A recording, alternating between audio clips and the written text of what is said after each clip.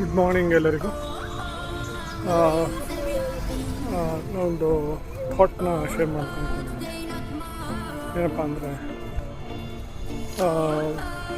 ಭಾರತದಲ್ಲಿ total 140 billion population ಇದೆ. Overall ಜಗತ್ತಲ್ಲಿ ನೋಡಿದ್ರೆ ಒಂದು 8ರಿಂದ 9 ಅಥವಾ 7ರಿಂದ 8 ಬಿಲಿಯನ್ ಪಾಪ್ಯುಲೇಷನ್ ಇದೆ. ಎಷ್ಟೋ ಜನಕ್ಕೆ ನೀವಿರೋದೇ ನಿಮ್ಮ ಅಸ್ತಿತ್ವನೇ ಗೊತ್ತಿಲ್ಲ. ಈ ರೀತಿ ಒಬ್ಬ ವ್ಯಕ್ತಿ ಇದ್ದಾನೆ, ಈ ರೀತಿ ಒಬ್ಬ ಪರ್ಸನ್ ಇದ್ದಾನೆ ಅಂತ.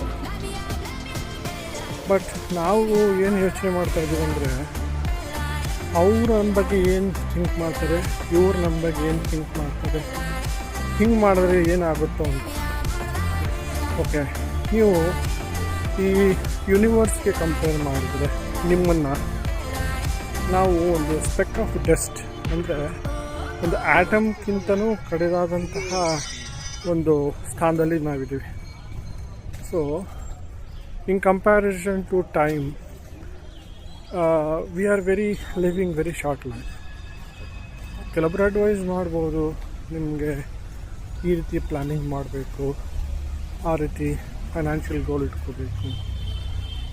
It's okay, it's good. But ಇದೆಲ್ಲ ಮಾಡೋದ್ರಲ್ಲಿ ನಾವು ನಮ್ಮ ಜೀವನನ ಅನುಭವಿಸೋದೇ ಬಿಟ್ಟೋಗ್ಬಿಡ್ತೀವಿ. ಸೊ ಏನು ಹೇಳೋದಪ್ಪ ಅಂದರೆ, ಜೀವನ ನಡೆಸೋದು ಎಷ್ಟು ಇಂಪಾರ್ಟೆಂಟೋ, ಜೀವನನ ಅನುಭವಿಸೋದು ಅಷ್ಟೇ ಇಂಪಾರ್ಟೆಂಟ್.